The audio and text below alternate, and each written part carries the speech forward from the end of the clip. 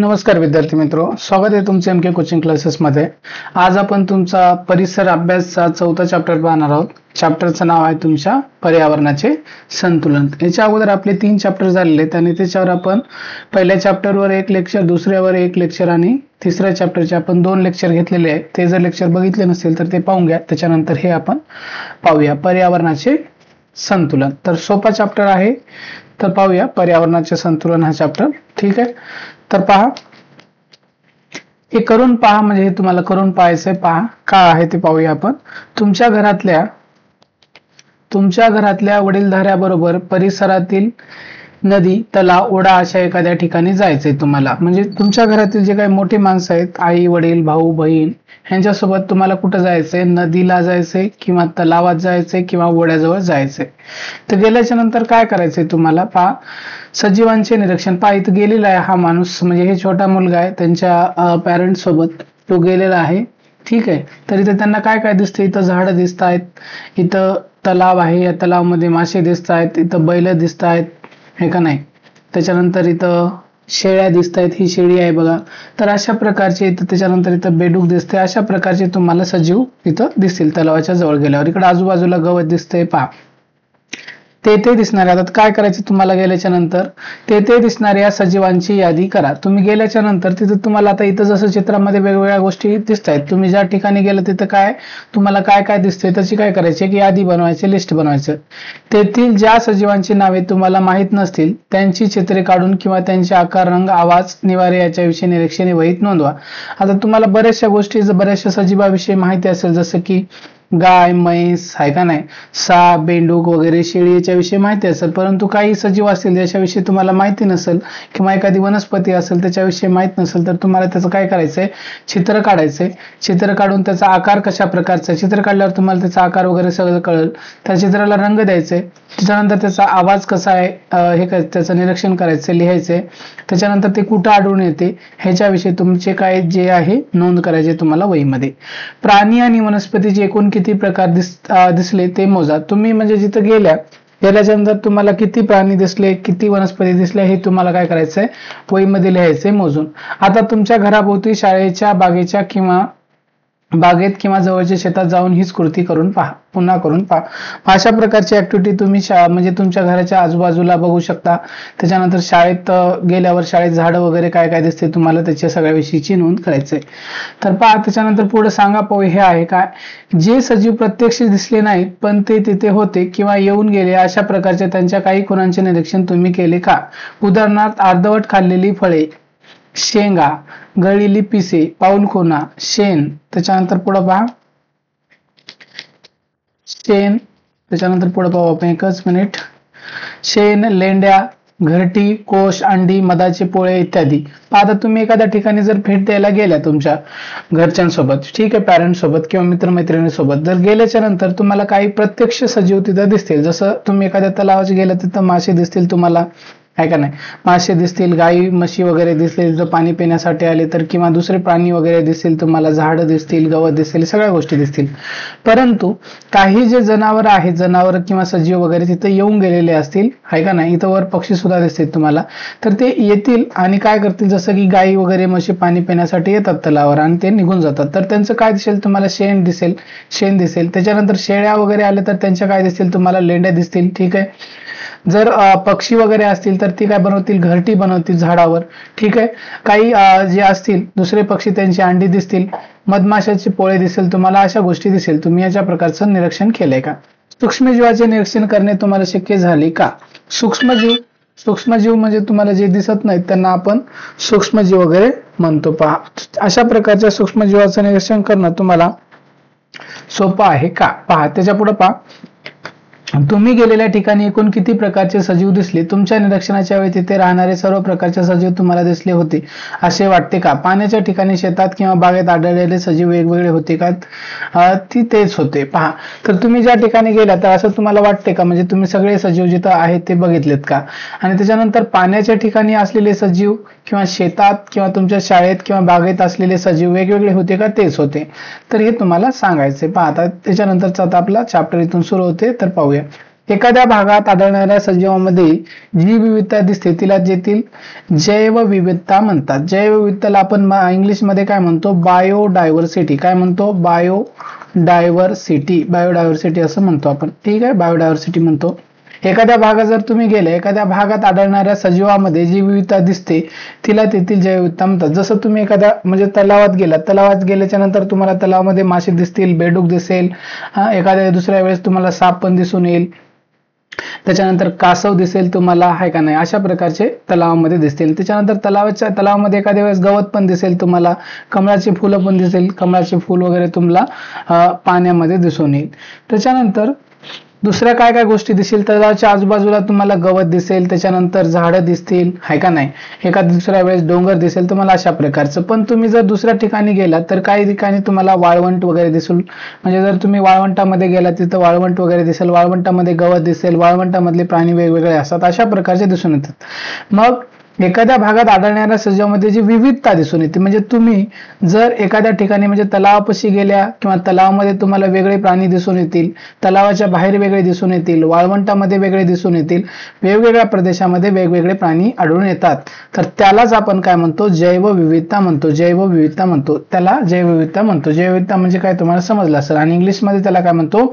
Biodiversity. Biodiversity म्हणजे काय? Biological diversity. आता पुढे पहा, सांगा पाहू आहे पुन्हा आलेला आहे. तुम्ही सजीवांचे निरीक्षण केले त्यापैकी कोणत्या ठिकाणी अधिक जैवविविधता दिसली? जर तुम्ही सजीवांचे निरीक्षण केलं असलं तर त्याच्यानंतर तुम्हाला जैवविविधता म्हणजे जास्ती जैवविविधता अधिक जैवविविधता दिसली, याचा अर्थ काय? म्हणजे तुम्ही एखाद्या ठिकाणी व्हिजिट गेल्याच्या नंतर तुम्हाला जास्तीत जास्त प्राणी, पक्षी, झाडं वगैरे हे तुम्हाला दिसले तर त्या ठिकाणाचं नाव सांगायचं. ठीक आहे, तुम्ही असं व्हिजिट करा आणि तुम्ही नाव तुमच्या वहीमध्ये नोंदवा. एखाद्या क्षेत्राच्या जैवविविधतेचा अभ्यास करण्यासाठी वैज्ञानिक जी निरीक्षणे करतात त्याची संख्या खूप मोठी असते. ठीक आहे, म्हणजे एखाद्या क्षेत्राचा जैवविविधता म्हणजे बायोडायव्हर्सिटीचा अभ्यास करतात कोण? वैज्ञानिक. जी निरीक्षणे करतात त्यांची संख्या खूप मोठी असते. दिन रात्र, विविध ऋतू अशा सर्व परिस्थितीमध्ये शास्त्रज्ञ नोंदी घेतात. खूप उंचावरच्या भागात व खोल पाण्यात राहणाऱ्या सजीवांचे तसेच सूक्ष्मजीवांचे निरीक्षण करण्यासाठी ते विशेष साधने वापरतात. तर जे शास्त्रज्ञ जे आहेत, वैज्ञानिक आहेत, ते काय करतात? म्हणजे एखाद्या भागामध्ये वेगवेगळ्या, आता एखादा प्लेस आहे, एखादं ठिकाण आहे, तिथं दिवसा वेगळ्या प्रकारची बायोडायव्हर्सिटी दिसून येते, म्हणजे वेगवेगळे प्राणी पक्षी दिसून येतील तुम्हाला, रात्रीला वेगळे दिसून येतील. त्याच्यानंतर वेगवेगळे ऋतू आहेत, म्हणजे पावसाळ्यामध्ये वेगळे प्राणी पक्षी दिसून येतील, हिवाळ्यामध्ये वेगळे दिसून येतील. ठीक आहे, त्याच्यानंतर उन्हाळ्यामध्ये वेगळे दिसून येतील, झाडं वगैरे, हे सगळ्या गोष्टी तुम्हाला. तर ह्या गोष्टीच्या सगळ्या नोंदी करण्यासाठी जे काय वैज्ञानिक लोक आहेत त्यांनी दिवसा तिथं जाऊन भेट देतात, रात्री जाऊन भेट देतात, वेगवेगळ्या ऋतूमध्ये जाऊन भेट देतात आणि त्याच्या सगळ्या काय करतात? नोंदी करतात. त्याच्यानंतर खूप उंचावरच्या भागात, म्हणजे खूप उंचावरच्या भागामध्ये एक डोंगर आहे, डोंगरावर किंवा दरी आहे, खोल म्हणजे त्याला खोल पाण्यात राहणाऱ्या सजीवाचे तसेच सूक्ष्मजीवाचे निरीक्षण करण्यासाठी ते, आता जर सूक्ष्मजीव असेल किंवा खोलवर समुद्रातलं पाणी असेल किंवा नदीमधलं पाणी असेल तर, किंवा एखादं धरण वगैरे आहे तर त्याच्यासाठी त्यांना विशेष काय करावं लागतात? साधने वापरावं लागतात. अनेक वैज्ञानिकांनी केलेली निरीक्षणे जमा केली जातात. ठीक आहे, त्यांचा पुन्हा अभ्यास केला जातो. असे सर्व प्रयत्न दीर्घकाळापर्यंत केले जातात तेव्हा कुठे वैज्ञानिकांना एखाद्या प्रदेशातील जैवविविधतेची खात्री वाटते. तर हे जैवविविधतेविषयी जर अभ्यास करणं एवढं सोपं नाही, तर त्याला वेगवेगळ्या ऋतूमध्ये जाऊन अभ्यास करावा लागतो, वेगवेगळ्या टाइमला जाऊन अभ्यास करावा लागतो आणि सगळ्या प्रकारचं म्हणजे एखाद्या व्यक्तीचं हे काम आहे का? नाही. तर ह्याच्यासाठी खूप वेळेस भेट करावं लागते आणि याच्यावर खूप सारे माणसं काम करतात आणि ते अशा प्रकारच्या नोंदी करत असतात. पुढे त्याच्यानंतर आता खरा आपला जो चॅप्टर आहे इथून सुरू होतो पर्यावरण. पर्यावरण म्हणजे काय? परिसर हा शब्द तुम्हाला माहित आहे. शाळेचा परिसर सुंदर आहे, बाजाराचा परिसर अस्वच्छ आहे, अशी वाक्य आपण नेहमी ऐकतो. परिसर म्हणजे आसपासची जागा. तर परिसर म्हणजे काय हे सरळ सरळ तुम्हाला माहित आहे. परिसर सोपा आहे तरी मी तुम्हाला काय करतो? अंडरलाईन करून देतो. परिसर म्हणजे काय? परिसर म्हणजे आसपासची जागा. आसपासच्या जागेला आपण काय म्हणतो? परिसर म्हणतो. घराच्या, शाळेच्या परिसरापेक्षा गावचा परिसर अधिक मोठा असतो.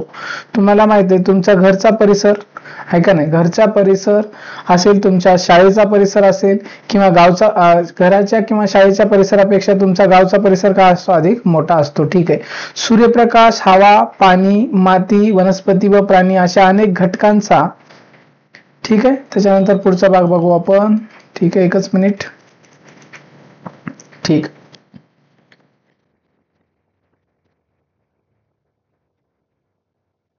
हा, तर काय आहे, सूर्यप्रकाश, हवा, पाणी अशा अनेक घटकांचा आपल्या जीवनाशी काय असतो, संबंध असतो. जीवनाशी संबंध असलेले परिसरातील सगळे घटक मिळून पर्यावरण बनते. म्हणजे आपले जे जीवन आहे ते भरपूर साऱ्या गोष्टीवर अवलंबून असते.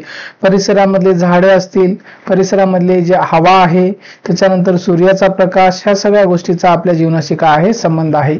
जीवनाशी संबंध असलेले परिसरातील सगळे घटक मिळून काय बनते, पर्यावरण बनते. म्हणजे आपल्या जीवनाशी ज्या ज्या गोष्टीचा संबंध आहे त्या सगळ्या गोष्टी मिळून काय होते, पर्यावरण बनते.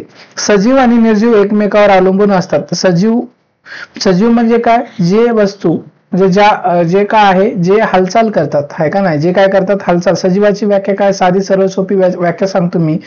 ज्यांच्यामध्ये हालचाल दिसून येते त्यांना सजीव म्हणतो. जसं की माणूस हा सजीव आहे, तर माणसामध्ये हालचाल आहे, माणूस बोलतो, चालतो, जेवण करतो. त्याच्यानंतर गायी, म्हशी, किडे वगैरे, मुंग्या, हे सगळे सजीव आहेत, हालचाल करतात वगैरे. ठीक आहे. निर्जीव वस्तू म्हणजे काय, ज्याच्यामध्ये जीव नाही. निर्जीव म्हणजे काय, ज्याच्यामध्ये जीव नाही, जे हालचाल करत नाही, अशांना निर्जीव म्हणतो. जसं की दगड, एखाद्या जागी दगडाला ठेवला तर तो दगड त्याच जागी असतो, तो निर्जीव आहे. ठीक आहे. तर त्याच्यानंतर आणि हे सजीव आणि निर्जीव एकमेकावर काय आहेत, अवलंबून असतात. यांच्यामध्ये काही देवाणघेवाण म्हणजेच आंतरक्रिया होत असतात. या आंतरक्रियाचा अभ्यास पर्यावरण शास्त्रात केला जातो. तर हे सजीव आणि निर्जीव एकमेकावर अवलंबून असतात, आहे का नाही. म्हणजे तर ह्यांच्यामध्ये काय वेगवेगळ्या प्रकारचं काय आहे, देवाणघेवाण चालत असते, म्हणजेच आंतरक्रिया होत असतात. या आंतरक्रियाचा अभ्यास पर्यावरणामध्ये काय केला जातो. पहा त्याच्यानंतर पहा, खालील चौकटीत दाखवलेले सजीव व निर्जीव घटकांची चित्रे पहा आणि पर्यावरणातील या विविध घटकांच्या परस्पर संबंधाशी चर्चा करा. आता हे खाली आता दिलेले आहेत काय चित्र, तुम्हाला याच्यामध्ये काय सजीव आहे आणि काय निर्जीव आहे ते तुम्हाला सांगायचंय. तर पहिल्यांदा मी सांगतो तुम्हाला सजीव आणि निर्जीव बघू. तर हा इथं हे काय दिसते तुम्हाला, बदक का आहे, बदक आहे का कोंबडा आहे, पहा हे तुम्हाला सजीव आहे. त्याच्यानंतर हा नाकतोडा आहे, सजीव आहे. त्याच्यानंतर हा साप सुद्धा सजीव आहे. उंदीर सजीव आहे. मासा सजीव आहे. वाघ सजीव आहे. त्याच्यानंतर हे झाडाचं म्हणजे मोडलेलं खोड आहे, झाड काय उघडून पडलेलं आहे, त्यामुळे झाड जेव्हा जिवंत असते तेव्हा ते सजीव असते, आणि झाड तोडलं गेलं किंवा उघडून पडलं, वाळलं झाड, मग ते काय जमिनीच्या बाहेर म्हणजे मुळं त्याची जमिनीत नाहीत, तेव्हा ते काय आहे, निर्जीव आहे. म्हणजे हे झाड निर्जीव आहे. त्याच्यानंतर इथं तुम्हाला पाऊस वगैरे पडताना ढग वगैरे दिसतात, हे निर्जीव आहे. ही दगड दिसते तुम्हाला, हे निर्जीव आहे. गाय आहे सजीव. त्याच्यानंतर ही आळी आहे, ही आळी पानावर आहे, सजीव आहे. त्याच्यानंतर आता पहा इथं काय दिसते तुम्हाला कॉम्बिनेशन मध्ये, म्हणजे डबका आहे, हे डबकं वगैरे, या डबक्यामध्ये भरपूर सारे तुम्हाला सजीव दिसून येतात. त्याच्यात मासे असतील, बदक असतील दिसतील तुम्हाला. म्हणजे हे निर्जीव, हे तळ्याचा इकडला भाग जो आहे हे दगड वगैरे निर्जीव आहे, आणि याच्यामध्ये पाणी आहे, आणि पाण्यामध्ये जे सजीव आहेत ते सजीव आहेत. म्हणजे एकमेकावर हे इथं काय अवलंबून आहे. त्याच्यानंतर हे पण सजीव आहे. त्याच्यानंतर हा पक्षी घार दिसते तुम्हाला, हे सजीव आहे. त्याच्यानंतर हत्ती सजीव आहे. त्याच्यानंतर हा काय आहे आपला बगळा सजीव आहे. त्याच्यानंतर हा सूर्यप्रकाश, हा काय सूर्य निर्जीव आहे. ठीक आहे. त्याच्यानंतर डोंगर निर्जीव आहे, हे निर्जीव आहे. आणि हे आसपासच्या डोंगराच्या आसपासच्या ज्या वस्तू म्हणजे काय झाडं आहेत वगैरे ते सजीव आहेत तुम्हाला. तर हे दिसलं असेल पर्यावरणातील सजीव व निर्जीव घटक. तर तुम्हाला ह्या सगळ्या गोष्टी कळल्या असतील. सजीव आणि निर्जीव काय तुम्हाला कोणाला आरामशीर काय करता येईल, ओळखता येईल. त्याच्यानंतर आपल्याला बघायचं अन्न साखळी. अन्न साखळी काय, खालील चित्रे पहा. खालील चित्र बघायचं, हा सूर्य दिसतो तुम्हाला, इथं काय दिसते तुम्हाला, गवत दिसते. त्याच्यानंतर हा नाकतोडा दिसतोय, आणि हा एक पक्षी दिसतोय तुम्हाला. नाकतोडा गवत व पाने खातो. तर नाकतोडा काय खातो तुम्हाला माहित असेल, तर नाकतोडा काय खातो, गवत खातो व पाने खातो. ठीक आहे. नाकतोड्याला पक्षी खातो. तर एक गोष्ट घ्या, नाकतोडा आहे, नाकतोडा काय खातो, गवत खातो किंवा पाने खातो किंवा दोन्ही खातो. ठीक आहे. नाकतोड्याला कोण खाते, मग नाकतोड्याला काय खातो, नाकतोडा आहे त्याला पक्षी खातात. पुढे पहा, पक्ष्याला कोण कोण खात असेल, वनस्पतीचे अन्न कोणते, तर हे तुम्हाला त्याच्यानंतर विचारले तुम्ही. म्हणजे नाकतोडा काय करतो, गवत खातो, पाने खातो, आणि मग पक्षी हे नाकतोड्याला खातात. तर तुम्हाला नंतर प्रश्न विचारला, पक्षाला कोण कोण खात असेल, कोण कोण पक्षाला खात असेल किंवा वनस्पतीचे अन्न कोणते. पुढे पाहूया आपण, तुम्हाला कळेल. ठीक आहे. खालील चित्र पहा. तर इथे एक तुम्हाला काय दिलेली, इथे साखळी दिलेली, ही साखळी दिसते तुम्हाला, ही साखळी आहे. साखळीत अनेक कडे आहेत. आता हे जे काय आहे, ही साखळी आहे आणि ह्या साखळीमधल्या हे काय आहेत, अशा हे कडे आहेत. ही एक कडी आहे, त्याच्यानंतर अशी एक कडी आहे. ठीक आहे, ह्या अशा प्रकारच्या वेगवेगळ्या काय आहेत, अशा ह्या कड्या दिसतात तुम्हाला. साखळीत अनेक कड्या आहेत, यातील कड्या सुट्ट्या झाल्या तर त्यांना साखळी म्हणता येईल का? जर ह्या कड्या आपण एक सोडल्या त्याला साखळी म्हणता येते का? नाही, म्हणता येणार नाही. साखळीतील प्रत्येक कडी एक संपूर्ण वस्तू असली तरी ती मागे व पुढे असलेल्या कड्यांना जोडलेली आहे. एखादी कडी निसटली तर साखळी काय होते, खंडित होते. ही साखळी आहे, साखळीमध्ये अनेक कडे आहेत. म्हणजे हे एखादी कडी असेल त्याला पूर्ण साखळी म्हणत नाही. म्हणजे ह्या जी कडी आहे, ही कडी आहे, समजा कोणती कडी घेऊ शकता तुम्ही, ही आहे, ह्याच्या मागे एक कडी आहे आणि पुढे एक कडी आहे. म्हणजे मागे एक कडी, पुढे एक कडी आणि मध्ये एक ही कडी, अशी मिळून काय तुमचे जोडल्यानंतर ही साखळी बनली. एखादी कडी निसटली तर साखळी काय होते, खंडित होते, म्हणजे तुटते.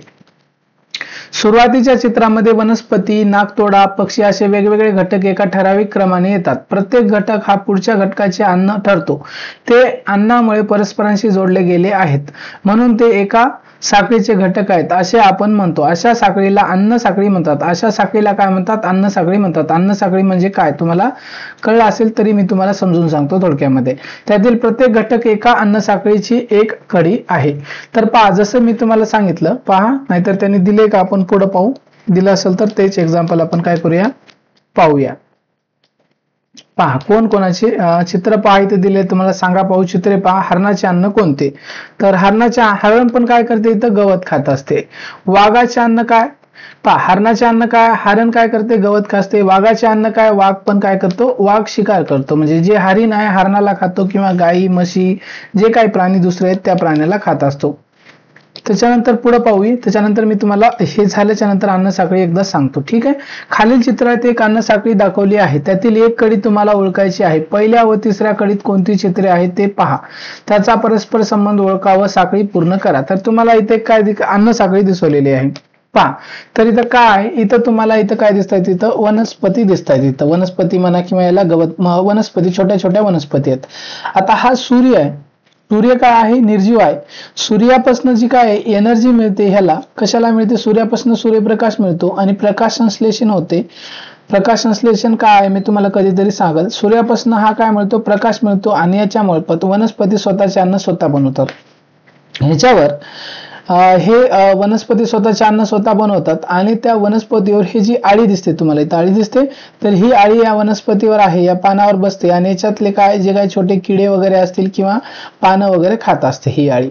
त्याच्यानंतर ह्या आळीला कोण खात असेल, या आळीला खातो बेडूक. कोण खातो, ह्या आळीला खातो बेडूक खात असतो, बरोबर आहे. ह्या आळीला बेडूक खातो. आणि त्याच्यानंतर हे इथं दिसते तुम्हाला काय आहे, घुबड वगैरे आहे. ठीक आहे. ह्या आळीला बेडूक खात असतो. त्याच्यानंतर हे इथं घुबड दिसते तुम्हाला.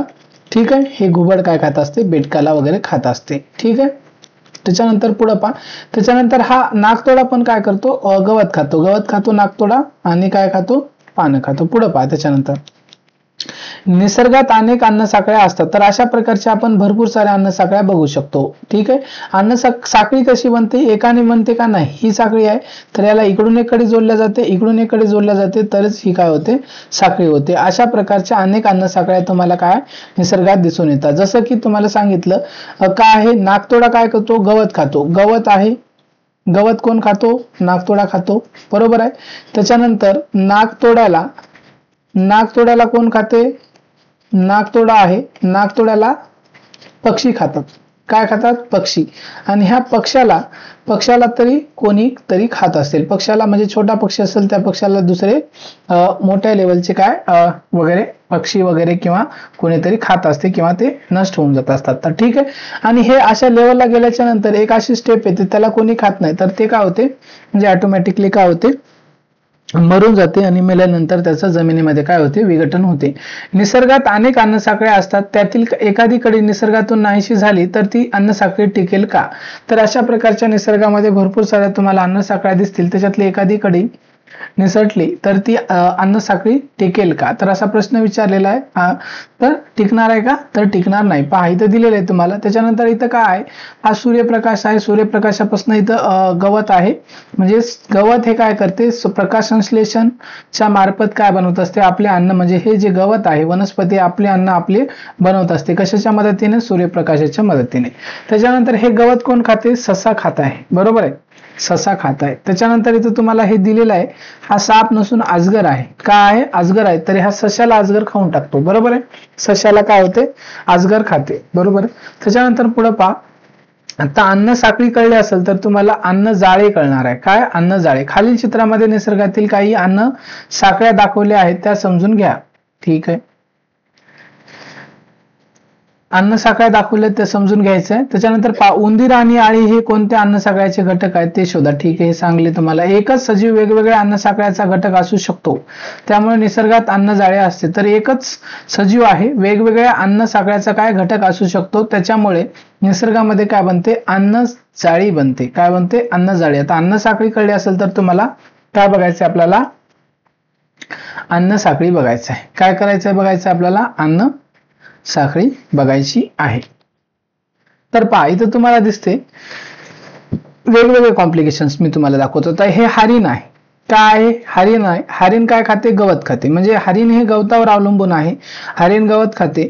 हरणाला कोण खाते, कोल्हा खाते हरणाला, किंवा वाघ पण खातो हरणाला, किंवा सिंह पण खातो हरणाला. म्हणजे हरणाला कोल्हा खातो. ठीक आहे. त्याच्यानंतर इथं तुमचं वाघ खातो, सिंह खातो. त्याच्यानंतर पुढे पहा, इथं दिसते गवत. गवताला कोण खाते, गवताला तुमचा नागतोडा खातो. नागतोड्याला कोण खाते, पक्षी खातात. बरोबर आहे. त्याच्यानंतर नागतोड्याला बेडूक सुद्धा खाते. ठीक आहे. त्याच्यानंतर नागतोड्याला कोण खाते, उंदीर सुद्धा खाते. इथं तुम्हाला ॲरो दिलेले आहेत, त्या ॲरोच्या माध्यमातून काय करायचं तुम्हाला समजून घ्यायचंय. म्हणजे नागतोडा कोण कोण खाऊ शकतो, तर नागतोड्याला, म्हणजे नागतोडा काय खातो, गवत खातो. फक्त नागतोडा गवत खातो. नागतोड्याला बेडूक पण खाते. त्याच्यानंतर नागतोड्याला उंदीर पण खाते. त्याच्यानंतर नागतोड्याला पक्षी पण खातात. म्हणजे नागतोड्याला कोण कोण खाऊ शकते, हे 3 लोक खाऊ शकतात. त्याच्यानंतर पुढे पहा, आता नागतोड्याला बेडूक खातो, बेडकाला कोण खाते, साप खाते. ठीक आहे. म्हणजे अशा प्रकारची अन्न साखळी बनलेली आहे. तरी गवत नागतोडा खातो. बरोबर आहे, नागतोडा गवत खातो. त्याच्यानंतर नागतोड्याला बेडूक खाते, बेडकाला खाते साप. तर अशी एक अन्न साखळी बनली. बरोबर आहे. त्याच्यानंतर दुसरी अन्न साखळी काय बनू शकते पहा. आता ह्या गवतावर ही आळी आहे का नाही, ह्या गवतावर ही आळी आहे, किंवा हे द्राक्षे वगैरे फळं आहेत, त्या फळावर सुद्धा आळी राहू शकते. बरोबर आहे. मग या आळीला कोण खाते, आळीला खातात पक्षी. बरोबर. तर त्याच्यानंतर हा जो काय आहे, ससा आहे. सशाला काय कोण खाते, ससा हा गवत खातो, आणि सशाला हे काय, घुबड, हा घुबड, हा पक्षी, तर हा खातो. ठीक आहे. तर अशा प्रकारची तुम्हाला अन्न साखळी अन्न साखळी दिसते. ठीक आहे. विविध अन्न साखळ्या मिळून तयार झालेले अन्न जाळे. मग हे जर विविध अन्न साखळ्या जर मिळाल्या, आहे का नाही, म्हणजे एकच वस्तू, म्हणजे जसं की मी तुम्हाला सांगितलं की हा म्हणजे अन्न साखळी का असते, एक सलग असते. जसं की मी सांगितलं, हा नागतोडा फक्त गवत खातो, पण नागतोड्याला खाणारे भरपूर सारे आहेत. बेडूक पण खातो नागतोड्याला, पक्षी पण खातात, त्याच्यानंतर उंदीर पण खाते. हे तुम्हाला कळालं असेल. ठीक आहे. त्याच्यानंतर जसं की हरणाला सुद्धा वाघ खातो, सिंह खातो, हा कोल्हा खातो. तर हे अशा प्रकारचं, तर काय आहे, हे अशा वेगवेगळ्या अन्न साखळ्या जर एकत्रित मिळाल्या तर काय होते, अन्न जाळे तयार होते. विविध अन्न साखळ्या मिळून काय तयार झालेले अन्न जाळे. पर्यावरणाचे संतुलन. आता पुढे काय बघायचं आपल्याला, पर्यावरणाचे संतुलन. आपल्या पर्यावरणात अनेक अन्न साखळ्या असतात. तर आपल्या पर्यावरणामध्ये काय आहेत, भरपूर साऱ्या काय आहेत, अन्न साखळ्या आहेत. आताच आपण बघितलं. पर्यावरणातील अन्न साखळ्यामुळे प्रत्येक सजीवाला अन्न मिळत राहते व ते जगत राहतो. तर पर्यावरणातील अन्न साखळीमुळे काय होते, प्रत्येक सजीवाला काय अन्न मिळत राहते, आणि तो काय करतो, जगतो. पालापाचोळा, प्राण्यांची मृत शरीरे, मलमूत्र हे पदार्थ कुजण्याचे काम मातीमध्ये असणारे सूक्ष्मजीव करतात. हे पालापाचोळा असेल झाडाचा, किंवा प्राण्यांची मृत शरीरे, एखादा प्राणी मरण पावला, त्याच्यानंतर मलमूत्र जे वगैरे आहे प्राण्यांचं, ते कुजण्याचं काम कोण करत असते, तर मातीमध्ये काय असतात, सूक्ष्मजीव असतात. मातीमध्ये काय वेगवेगळे सूक्ष्मजीव असतात, आणि ते मातीवर पडल्यावर त्याला ते सूक्ष्मजीव कुजवण्याचं काम करतात. यामुळे मातीमध्ये वनस्पतींना पोषक असे पदार्थ तयार होतात। हे सूक्ष्मजीव असल्यामुळं तर मातीमध्ये काय होते, अशा प्रकारचे जे वनस्पतीला पोषक जे काही मूलद्रव्ये लागतात ते काय होतात, मातीमध्ये तयार होतात। त्यांचा वापर करून वनस्पती वाढतात। ह्या मूलद्रव्यांचा वापर करून काय होतात, मातीमध्ये वनस्पती वाढतात। जमिनीतील पदार्थांचा वापर करून वनस्पतीची वाढ होणे, जमिनीतील पदार्थांचा वापर करून वनस्पतीची वाढ होणे आणि प्राणी व वनस्पतीचे अवशेष कुजून हे पोषक पदार्थ पुन्हा जमिनीत जाणे हे पर्यावरणातील महत्वाचे चक्र आहे। हे पर्यावरणातील महत्वाचे चक्र आहे। जसं की काय मी तुम्हाला सांगितलं की जसं की पहा, आता पर्यावरणाचं चक्र जसं की काय पहा, इथं दिलेलं आहे तुम्हाला। जसं की आता हा सूर्यप्रकाश आहे, सूर्याच्या सहाय्याने काय होते, इथं तुम्हाला वेगवेगळं दिलेलं आहे पहा, ठीक आहे, हेच समजून घेऊया आपण। हा सूर्यप्रकाश आहे, सूर्याच्या सहाय्याने काय आहे तुमचं, सूर्याच्या सहाय्याने इथं गवत बनते। म्हणजे सूर्याचा प्रश्न प्रकाश घेऊन प्रकाश संश्लेषणामार्फत हे गवत काय आपले अन्न तयार करते आणि ह्या गवत किंवा हे झाडाची पानं की झाड सुद्धा हे सूर्यप्रकाश घेऊन स्वतः तयार करते। मग ह्या वनस्पतीवर वेगवेगळे काय असतात, समजा हे जिराफ आहे, हरिण आहे, गाई म्हशी हे सगळं खात असतात। खाल्याच्या नंतर ते मरतात आणि मरल्याच्या नंतर त्याच्यामध्ये जे काही मूलद्रव्य वगैरे गेलेली आहेत ते पुन्हा जमिनीमध्ये मेल्याच्या नंतर जमिनीमध्ये जातात। तर ह्यालाच असे आपण काय म्हणतो, चक्र। हे चक्र काय असते, सतत काय चालत असते, ठीक आहे। याशिवाय पर्यावरणातील जलचक्रामुळे सर्व सजीवांना पाणी मिळते। तर मागच्या क्लासमध्ये आपण जलचक्र बघितलेले आहे। जलचक्र का आहे तर मागच्या क्लासमध्ये तुम्हाला मी समजून सांगितलेलं आहे। तो जर क्लास बघितला नसेल तर तो बघून घ्या। पुढे पहा, सजीव श्वसनासाठी वातावरणातील ऑक्सिजन वापरतात। म्हणजे श्वासोश्वास घेण्यासाठी, श्वसनासाठी सगळे सजीव वातावरणातील काय करतात, ऑक्सिजन वापरतात। त्यांनी सोडलेला कार्बन डायऑक्साईड वायू वापरून वनस्पती त्यांचे अन्न तयार करतात। तर तुम्हाला माहित आहे, आपण म्हणजे जे काही सजीव आहेत, सजीव आपण काय करतो, ऑक्सिजन घेतो आणि काय सोडतो, कार्बन डायऑक्साईड काय करत असतो, सोडत असतो। परंतु हा जो आपण कार्बन डायऑक्साईड वायू जो सोडलेला आहे, तर ते कार्बन डायऑक्साईड कोण वापरते, वनस्पती वापरतात। काय करतात, वनस्पती हा कार्बन डायऑक्साईड वापरतात आणि त्याचे काय करतात, अन्न तयार करतात। त्याच्यापासून काय अन्न तयार करतात। या क्रियेत निर्माण होणारा ऑक्सिजन पुन्हा वातावरणात मिसळतो। हे एक नैसर्गिक चक्र आहे। पहा, जसं की तुम्हाला सांगितलं, तर जसं की सजीव आहेत, जसं सजीव म्हणजे जसं की मानव आहे, मानव असेल किंवा दुसरे प्राणी असतील, ते काय करतात, ऑक्सिजन घेतात, कार्बन डायऑक्साईड सोडतात आणि कार्बन डायऑक्साईड सोडलेला कार्बन डायऑक्साईड वनस्पती घेतात, कार्बन डायऑक्साईड वनस्पती घेतात आणि ऑक्सिजन काय करतात, सोडतात। तर मानवाचं समजा मानव आहे आणि वनस्पती याच्यामध्ये काय संबंध आहे पहा। तर मानव काय करत असतात, ऑक्सिजनला मी O2 म्हणतो आणि कार्बन डायऑक्साईडला मी म्हणतो CO2, ठीक आहे, कार्बन डायऑक्साईड याला असं म्हणतो, हे रासायनिक नाव आहे। तर मानव काय करतो, ऑक्सिजन घेतो, कार्बन डायऑक्साईड काय करतो, सोडतो, बरोबर आहे। हा सोडलेला कार्बन डायऑक्साईड कोण घेते, वनस्पती घेतात आणि वनस्पती मानवाला काय देतात, O2 देतात आणि CO2 काय करतात, CO2 घेतात, ठीक आहे। तर त्यामुळं माणसाचं आणि वनस्पतीचं महत्वाचं काय आहे, एक रिलेशन आहे, नातं आहे। पर्यावरणात अशी इतरही अनेक चक्रे असतात। सजीव व सजीव निर्जीव यामध्ये परस्पर देवाणघेवाण होत राहते। तर पर्यावरणामध्ये असे अनेक चक्र असतात। तर सजीव आहे किंवा सजीव निर्जीव यामध्ये परस्पर काय होत असते, देवाणघेवाण होत असते। यामुळेच काय पर्यावरणातील, यामुळेच पुढला पार्ट पाहू, यामुळेच पर्यावरणातील अन्न साखळ्या अबाधित राहतात। पर्यावरणातील सर्व चक्रे अखंडपणे चालू राहिली की पर्यावरणाचे संतुलन राखल्या जाते। तर अशा प्रकारच्या अन्न साखळ्या बनतात आणि ह्या चक्रामुळे अशा प्रकारचे पर्यावरणामध्ये चक्र चालू असतात आणि ह्याचं संतुलन जर राखलं तर पर्यावरण काय राहते, अबाधित राहते। हे तुम्हाला कळलं असेल। ही काय आहे, तुमचे जलचक्राचं इथं उदाहरण दिलेलं आहे। त्यांनी जलचक्राचं काय उदाहरण दिलेलं आहे पहा। जलचक्र काय असते तुम्हाला मागच्या क्लासमध्ये सांगितलेलं आहे, तर इथं तुम्हाला शॉर्ट मध्ये जलचक्र काय आहे ते मी तुम्हाला काय करतो, समजून सांगतो पहा।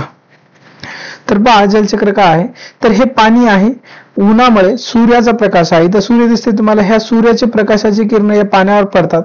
पाण्यावर पडल्याच्या नंतर ह्या पाण्याची होते वाफ, ह्या पाण्याची वाफ झाल्यानंतर ह्याच्यापासून बनतात ढग बनले का त्याच्यानंतर ढगातनं पडते पाणी, पाऊस पडतो। पाऊस पडला, पाऊस हा कुठं पडतो? जमिनीवर पडतो, नदी नाल्याला जातो, पाऊस काय करतो? जमिनीवर पडतो, त्याच्यानंतर नाल्याला जातो, नाल्यामधनं तो ओढ्याला जातो, ओढ्यामधनं नदीला मिळतो आणि नदी पुन्हा समुद्राला मिळते. अशा प्रकारचं काय आहे? जलचक्र असते.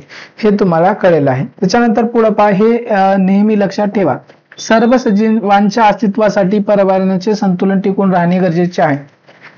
म्हणजे जे काही सजीव आहेत त्यांचं अस्तित्व राखण्यासाठी पर्यावरणाचे संतुलन टिकून ठेवणे काय आहे? एकदम गरजेचं आहे. हे तुम्हाला माहित पाहिजे. तर हा चॅप्टर इथं संपतो. हा एकदम छोटा चॅप्टर आहे आणि साधा सरळ सोपा. याच्यामधनं भरपूर काही माहिती नाही. तर आपण काय शिकलो याच्यामध्ये शॉर्ट मध्ये आपण काय करूया पाहूया.